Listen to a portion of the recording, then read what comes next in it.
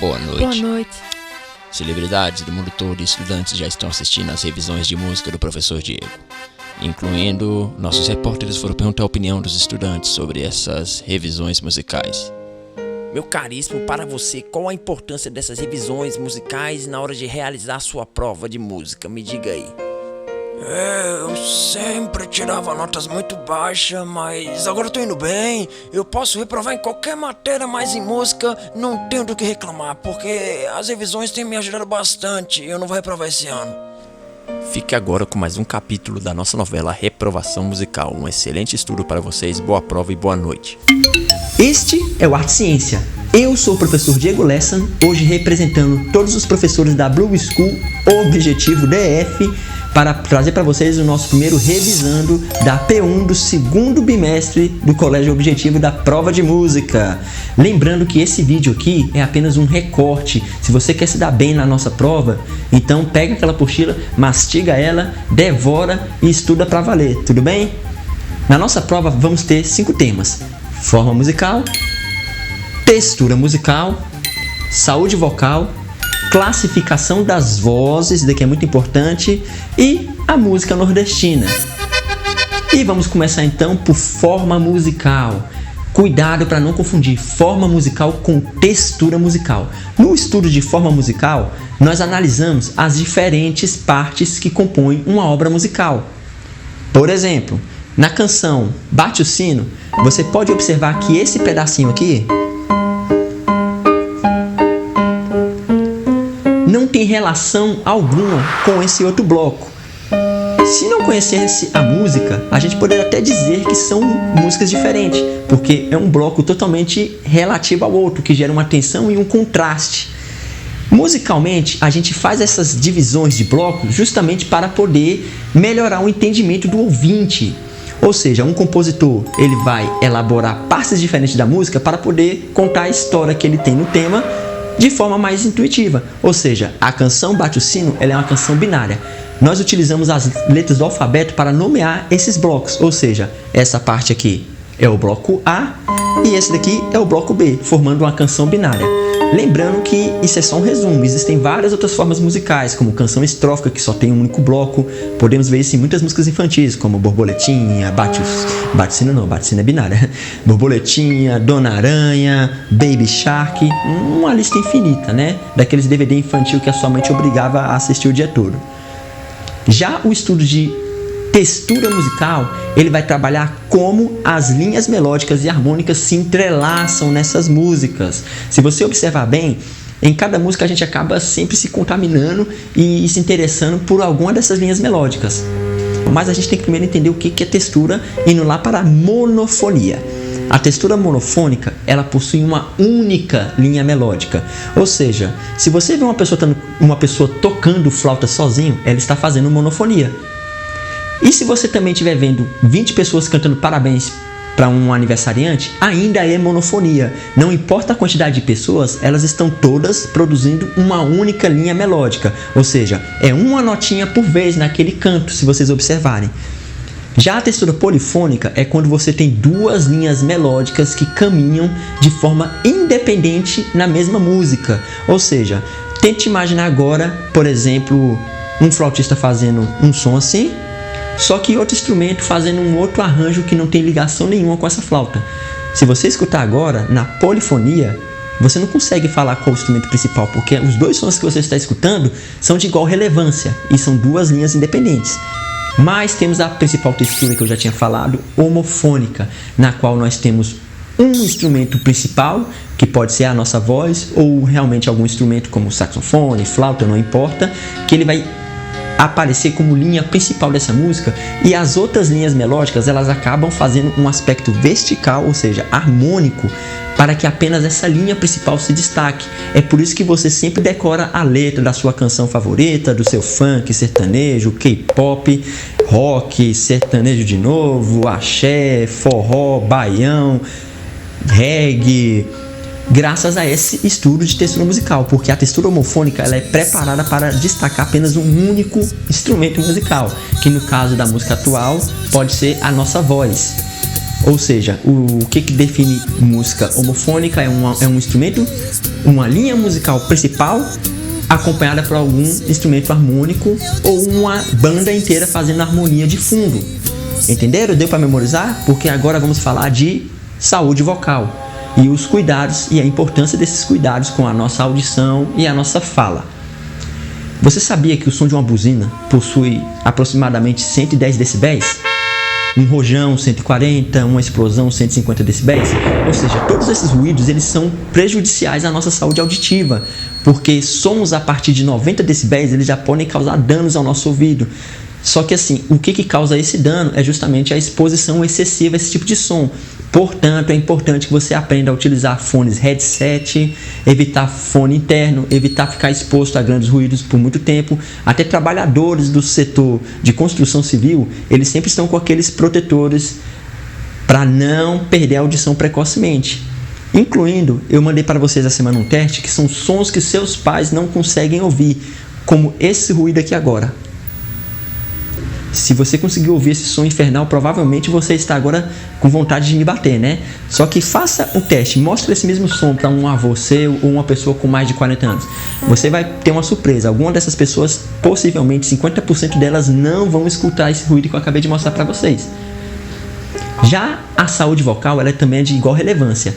O nosso som é produzido por um aparelho gigantesco que começa daqui de baixo, passando por laringe, boca, nariz e deve também ter alguns cuidados com ele. Sabe aquela saúde que a gente precisa ter, sempre cuidando da nossa alimentação?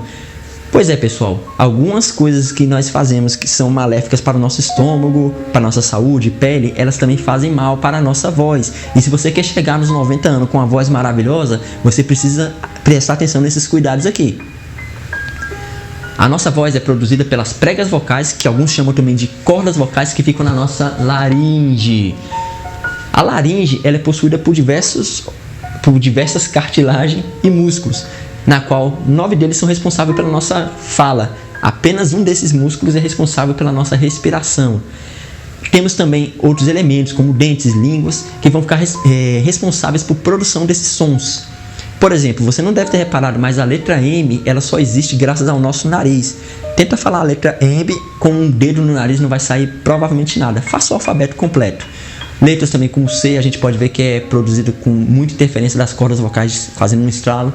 Então assim, para cuidar da nossa voz, precisamos evitar, é lógico, né, bebidas alcoólicas, cigarro, qualquer coisa que irrite a nossa garganta. E a melhor forma de conservar a voz é justamente com uma boa alimentação, evitar gritar, ficar longe de produtos gordurosos, chocolate, essas coisas maravilhosas. Se você não tomar cuidado e não moderar, você também pode ter perda da sua voz, tudo bem?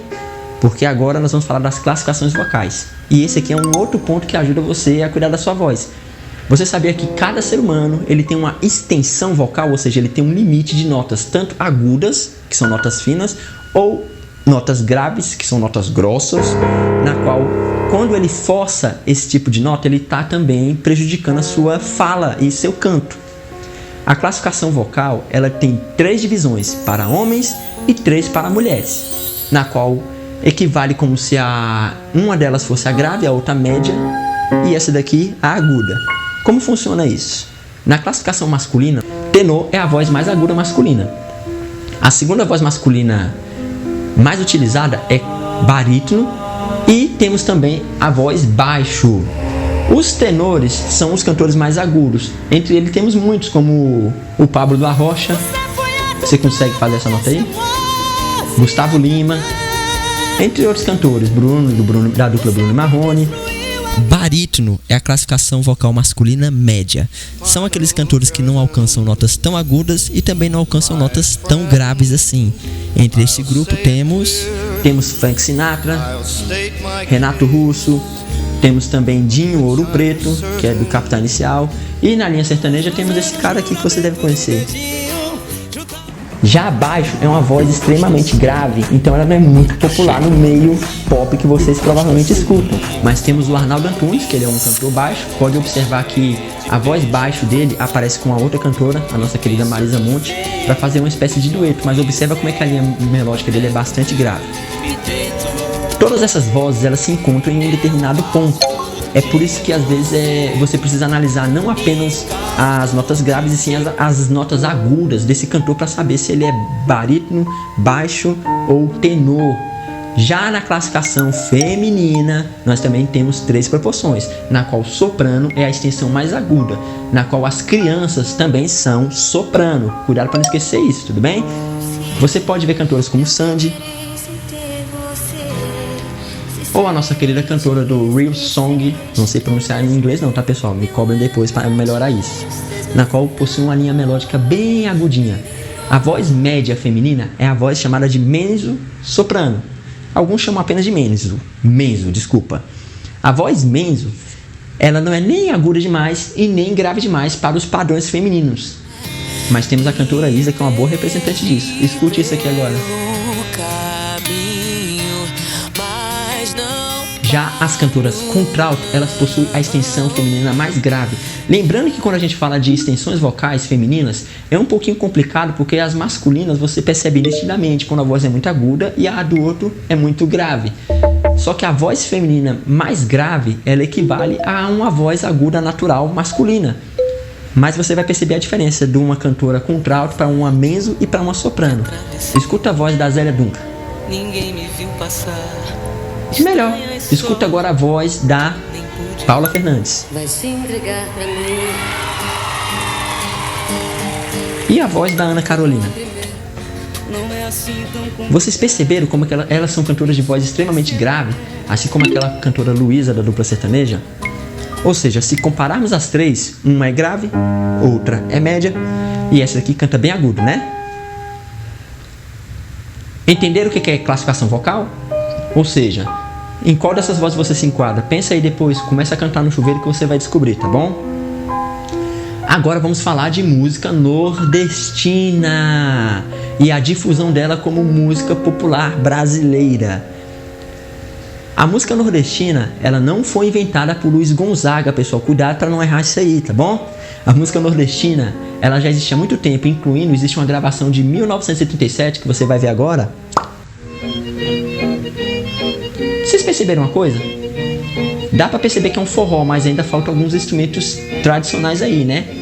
Então, pessoal, primeiro, antes de falar desses instrumentos musicais, de quem difundiu essa cultura nordestina no Brasil todo, temos que saber sua origem.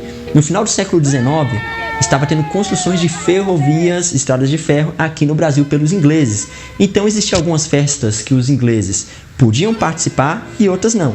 Na que eles podiam participar, os brasileiros, como sempre, né, gastavam o seu inglês botando essa plaquinha escrito forró, que com o tempo algumas pessoas começaram a pronunciar forró, foral, até virar o famoso forró.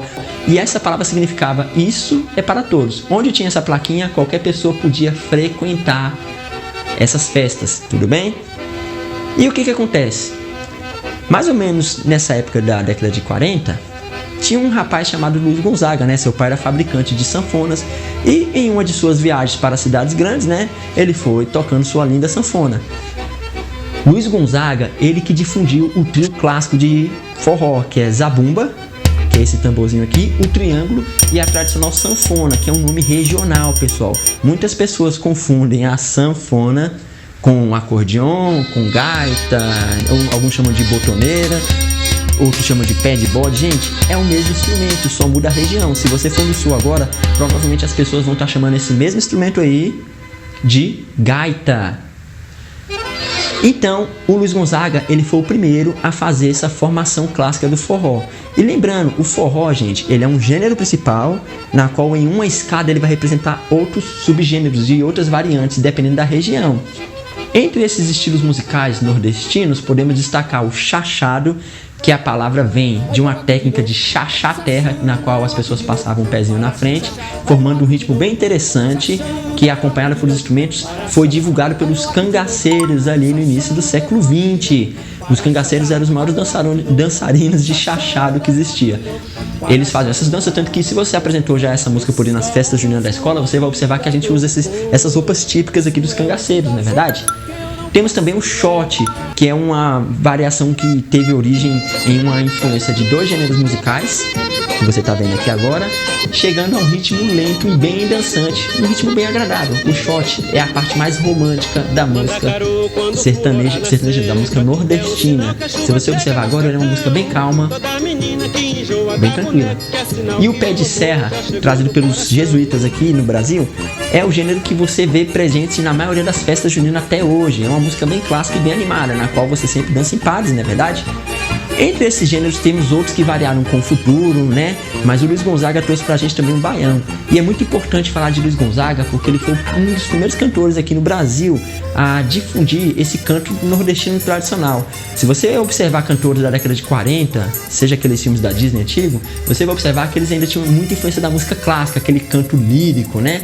E o Luiz Gonzaga, ele traz a voz nordestina original, com todo o seu sotaque carregado na música que se difundiu e espalhou pro Brasil todo. E graças a eles, graças a esse cara aqui, a gente hoje tem festas maravilhosas. Pessoal, por hoje é só isso aqui. Espero ter ajudado você nessa prova, tá bom? Então assim, estuda bastante, dá uma olhada de novo na nossa apostila, dá uma revisada, joga pra cima, pra baixo, pra um lado, pro outro. E bons estudos, tá bom? A nossa prova é terça-feira que vem. Juízo, se cuida, um abraço e até a próxima. Fui!